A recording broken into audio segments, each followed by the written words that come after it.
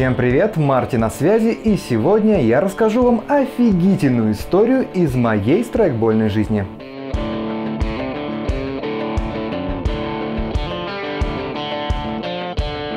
Как вы, наверное, знаете, я не то чтобы очень часто пользуюсь пистолетом на страйкболе. В основном делаю это на специальных пистолетных играх или по-простому пистолетках, либо когда еще играл за снайпера, потому что по нашим правилам снайпер обязан иметь при себе вторичку. Иногда в качестве второго ствола я использовал автомат, а конкретно мой любимый в то время АКС-74У, с которым я порой умудрялся отправить в мертвяк даже больше народа, чем со своей винтовки.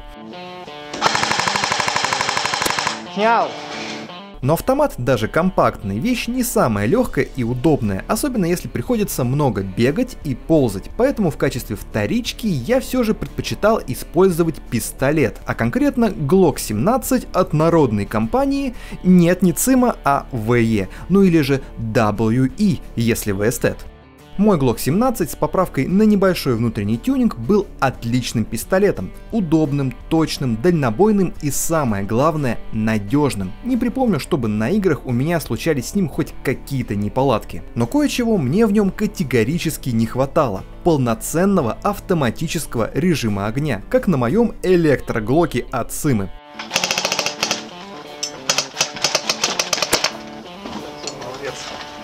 А не хватало, потому что одиночных выстрелов зачастую было недостаточно, чтобы отправить противника в мертвяк. Поэтому однажды, увидев в магазине Glock 18 от японской компании Tokyo Marui, я купил его не задумываясь, даже несмотря на относительную дороговизну, ведь стоил он тогда почти в 2 раза дороже, чем аналогичный пистолет от ВЕ.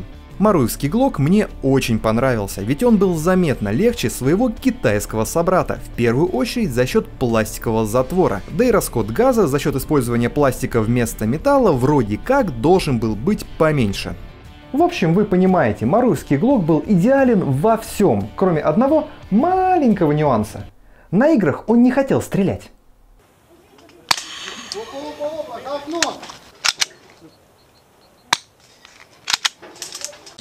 Да, именно так. Когда я проверял его в магазине, пистолет стрелял отлично. Когда я тестировал его дома, пистолет стрелял отлично. Когда я приезжал на игру и проходил хрон, пистолет стрелял отлично.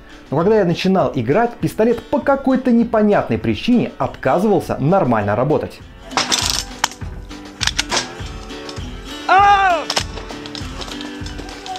Убей! О, все, ладно. Сука, пистолет подвел!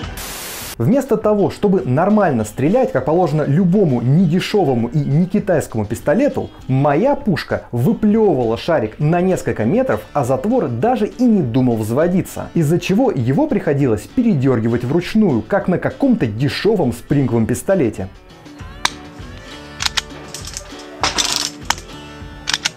Думаю, вы немного понимаете уровень моего возмущения, когда я осознал, что сменил недорогого и при этом хорошо работающего китайца на недешевого и глючного японца.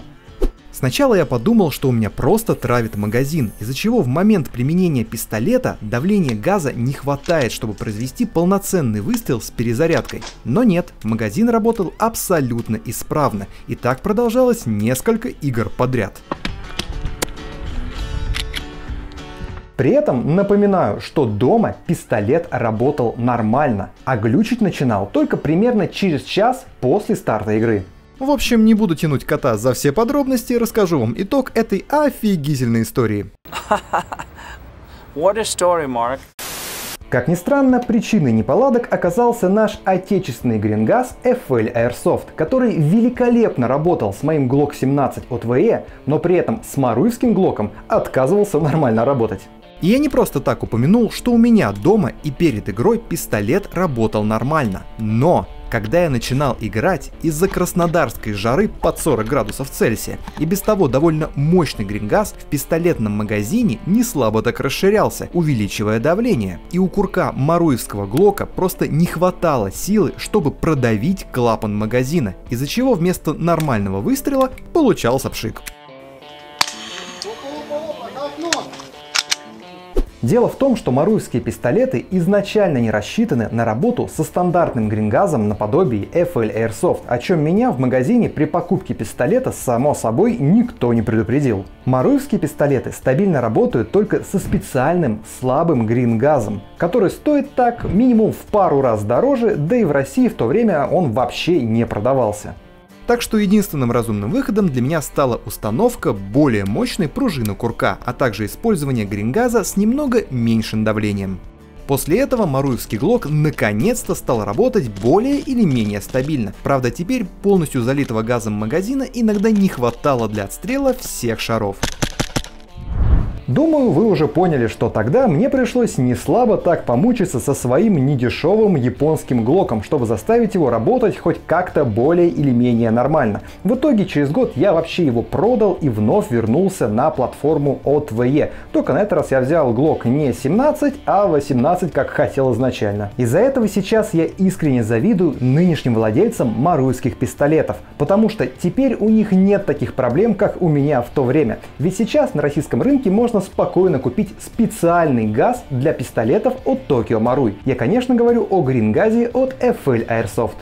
Думаю, продукция FL Airsoft в особом представлении не нуждается, поскольку на данный момент в России это самая популярная марка грингаза, которая постепенно завоевывает в том числе и зарубежные рынки. Начинали они свой путь всего 3 года назад с единственным типом газа, а сейчас у них уже приличный ассортимент под разные страйкбольные сегменты. Если вы пользуетесь пистолетом с металлическим затвором, например, тем же Глоком от VE, и стреляете не слишком часто, то можете спокойно использовать стандартный грингаз FL Airsoft с умеренным содержанием силикона. Если же пистолет является для вас основным оружием, например, вы любите пистолетки или тем более занимаетесь практической стрельбой, то вам лучше использовать специальную версию газа IPSC Action Air с пониженным содержанием силикона. Этот грингаз не так сильно замасливает стволик и резинку хопапа, что очень важно для сохранения точности при темповой стрельбе. В довесок очень рекомендую взять специальный консервационный газ Silicon Plus с повышенным содержанием силикона, что поможет продлить срок службы резиновых уплотнителей магазина. Это особенно актуально при длительном хранении. Также этот газ может частично восстановить рассохшиеся резиновые уплотнители, если магазин начал травить. Для этих же целей может пригодиться силиконовая смазка FL Airsoft в компактном баллоне со съемной трубочкой. На мой взгляд, эта вещь найдет применение в каждом доме, хотя бы для того, чтобы смазывать металлические детали. Ну и конечно, не могу не упомянуть тот самый грингаз, разработанный специально для пистолетов Tokyo Marui с пластиковыми затворами. В отличие от предыдущих разновидностей газа, изготовленных на основе пропана, этот грингаз сделан на основе технического фреона и имеет пониженное давление, что благоприятно сказывается на ресурсе пистолетов с пластиковыми затворами, особенно если стрелять в жару. А теперь немного тестов. Маруевский Glock мне, к сожалению, найти не удалось, поэтому буду тестировать грингаз на модели P226.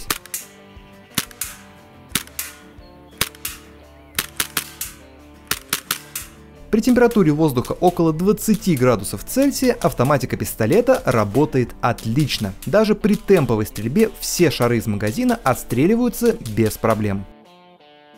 Теперь посмотрим, как грингаз покажет себя на пистолетах с металлическими затворами. Сначала мой Glock 18 от VE.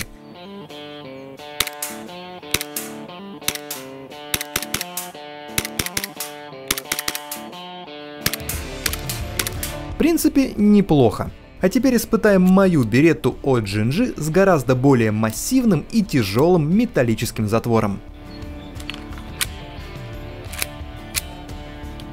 Автоматика работает не так уверенно, как на стандартном грингазе, но работает. Думаю, если бы температура воздуха была бы градусов так 35-40, что для Краснодара нормально, затвор работал бы куда резче. Небольшое лирическое отступление. Если тема ГБВ пистолетов вам интересна, то настоятельно рекомендую посмотреть видео на канале Red Army Airsoft. Там Евгеньевич во всех подробностях рассказал о работе механики ГББ пистолетов, а также о выборе газа под разные задачи. Ну а на этом все. Напоминаю, что в описании много полезных ссылок, на канале также много интересных видео. Поддержите меня лайком, подписывайтесь на канал, помните о безопасности и играйте честно.